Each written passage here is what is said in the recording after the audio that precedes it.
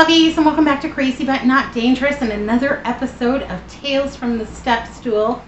Yay, hooray. Hello to all my new subscribers. I'm 4'5". I live in Arizona. I like to cook budget meals. I get by with what I have, and I'm grateful for it. And I'm, married to Andrew, been married for 29 years. We met through a personal ad in the newspaper. And, yep, that's pretty much my life story.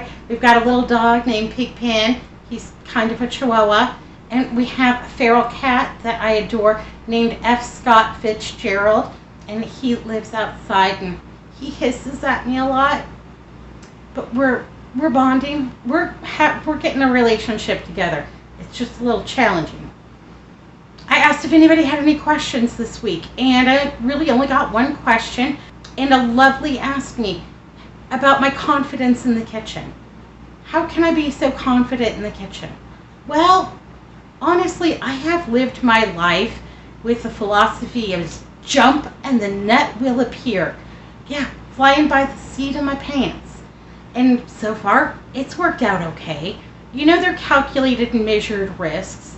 In the kitchen, I'm not worried about taking a risk because the absolute worst case scenario is that my recipe will not be good and we will end up eating peanut butter and jelly sandwiches and I won't have a video for that day. That's the worst case scenario if I make something that is not good. It rarely happens. Every meal that I cook in this kitchen and show you, those are meals that we eat.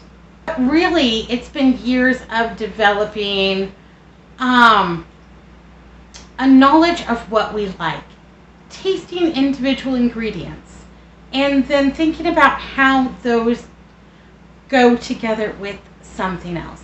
It's like a tomato sauce. When you know that Italian herbs are going to be great in it, you know that garlic and onion are going to be great in it, you know that cheeses are going to be fantastic because you've enjoyed pizza before, and you know all the flavors and how they build like on a pizza. So it's easy to translate those into your next meal, like the ravioli mingle, for example. So that's really how I have confidence in the kitchen. I've had a similar taste somewhere else. How can I interpret that on my own and make it into a new, delicious, and interesting meal? And then I read tons of cookbooks and vlogs and blogs, and I watch YouTube and Food Network back when we had cable television. We have antenna TV now. That's one way that we save a fortune is with antenna TV. And then I also stagger subscriptions. So Amazon Prime, that's always on there, and they've got some great things. I enjoy watching Amazon Prime. But every once in a while, if Hulu or Netflix or something like that is begging me to come back on a good enough, coupon or bargain or something like that, pay for 1 month, get another month free or something, I might go ahead and subscribe for that brief amount of time and then binge watch everything that I want to see. That's just one little way that I save money. But yeah, confidence in the kitchen, confidence in general, fake it till you make it. That's always kind of been my philosophy for life. And I've tried a lot of things. Like I used to be a night auditor at a hotel for a very long time. And it was a very nice hotel, about 200 rooms, complimentary dinner and breakfast, beautiful lobby, nice location. Working night audit, you get normal people, tired people, and occasionally crazy people. Yep. So you've got to be ready for anything. When you work in a hotel, you're not allowed to have like a weapon. So my weapon of choice was a corkscrew. Pretty sharp, not really a weapon, fits in my pocket, yay, great. Also, you have like a little telephone that you wear on your uniform in case you need, 911 or whatever. There is really only one rule in hospitality. The one rule, the one thing that you can get fired for is that you can't make a key for somebody to get into their room without checking their photo ID first and comparing that to the reservation. For your security, You don't want some stranger having access to your room. You want to know that I've checked their ID, and I'm not just letting anybody into your room to do God only knows what. Yeah, so you got to check the ID. At my hotel, I was also responsible on night audit for helping set up breakfast, making the first few batches of coffee, and putting out a few little morsels for our early birds to have, a bagel or a muffin or something like that before full breakfast started at 7. So, yeah, I'm back in the kitchen. I'm making the coffee. I'm putting out the bagels and the muffins, coffee creamers, that kind of thing. There's a little note at my front desk that says, please excuse me, I'm in the kitchen making coffee. Please pick up the phone, and that will ring my telephone so that I can come assist you. So I'm back in the kitchen, I'm making coffee, and the front desk is here, and then you have to travel down this corridor a little bit and around, and there's a big dining room and the lobby, and I'm back in the kitchen. And I'm all the way back there, and I can hear someone at my front desk screaming bloody murder. Hello, hello. And so I come around. I'm coming down the hallway, coming down the corridor, through the lobby, and there he is. There's a man at my front desk, completely bare ass naked. Naked as a jaybird. Naked. N-E-K-K-I-D. Means you're unclothed and you're up to no good. Yeah, there he is in all his glory. And I'm just startled. I'm just taken aback because I don't anticipate naked people in my lobby. And the first words out of my mouth were, "Where are your pants?" And I have this internal prayer going on in my head. Dear baby Jesus, please, just help me get through this night. Amen. And I prayed this a lot on night audit, a couple of times every night. Anyhow, there he is, completely naked as a jaybird. And he just kind of smiles at me. No, this is not. So I go let myself into the office, and I've got a basket with towels and sheets and blankets and pillows and stuff like that because people want things all night long. So I grab a towel and I hand it to him, and he's, a little bit wider gentleman, and he's trying to get as much of the towel around him as possible. Where are your pants? Well, you see, what happened was that I let myself out of my room to go get some ice at the end of the hallway, and I thought I could just zip in and zip back and it would be fine.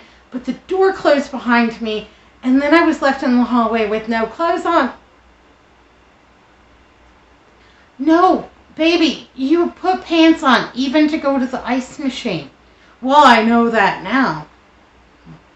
And I can't just give this guy a key and send him up to his room, because I'm pretty sure that he doesn't have a wallet anywhere on him. I've seen all the merchandise. There's no wallet. Bad. Can you let me back into my room? Well, I have to go up with you because I'm going to need to check your photo identification. Anyhow, we get in the elevator, and I'm just looking down. I'm not looking. I'm not making eye contact. I'm not looking anywhere. There are some things that you cannot unsee, and I'm thinking I'm going to have to scrub my eyes.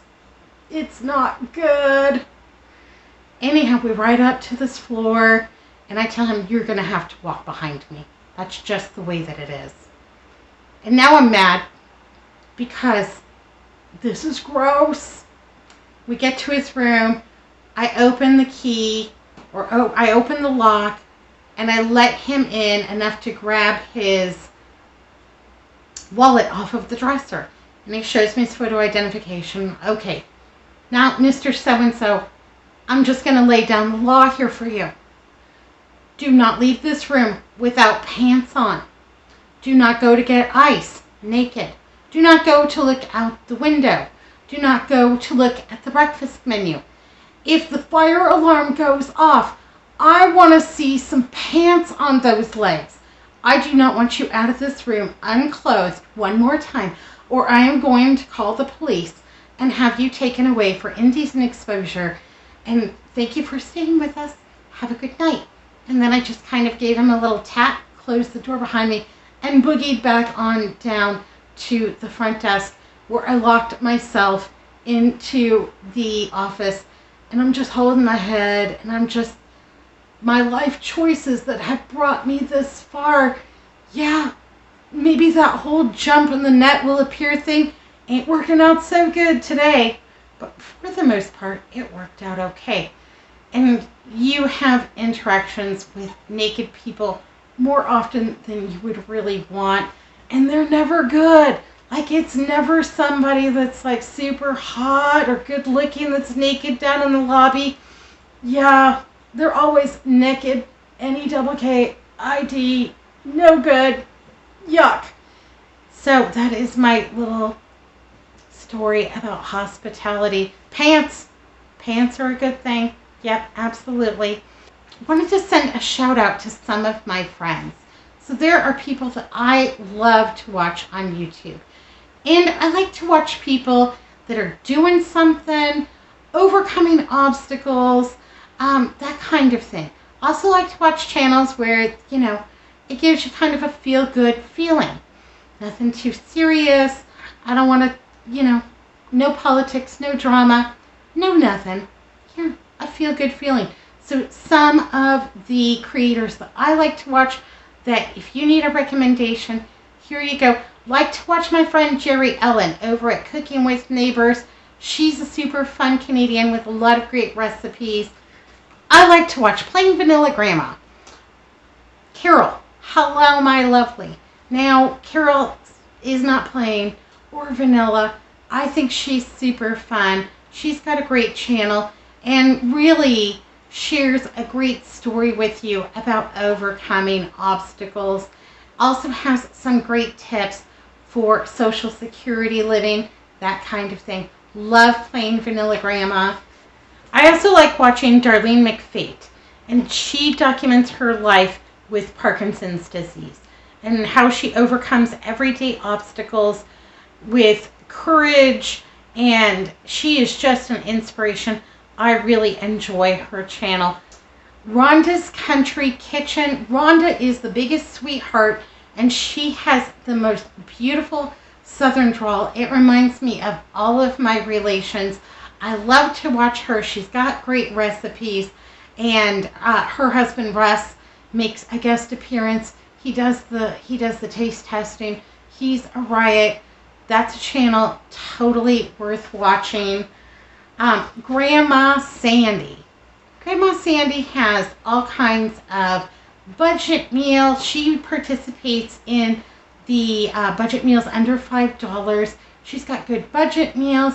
She's got gardening updates, and she does this little cozy corner that I just love. She's super creative and fun. Grandma Sandy.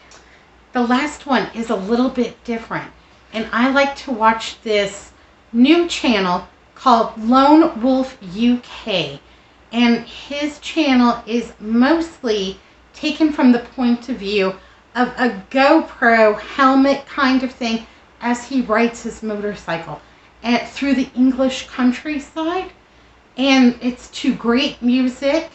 But I'm telling you, it gives you the sensation of being on a motorcycle. Now, I don't ride motorcycles, you know, because for me, I don't think they're safe, and I'm afraid of falling off, and there's no real good place for me to ever put my legs. And yeah, I don't ride a motorcycle, but I have been completely mesmerized by this channel, and it gives me all of the excitement and adrenaline of just whipping through the English countryside, and I like that channel. So just wanted to tell you about a few things that I enjoy watching. I highly recommend all of them, and I will put their channel names down in the comments below. I am really looking forward to cooler weather, and it is supposed to cool down. I'm ready for fall. I've got all the fall feelings. We've got all of our autumn decorations out. We've got some pumpkin spice going on.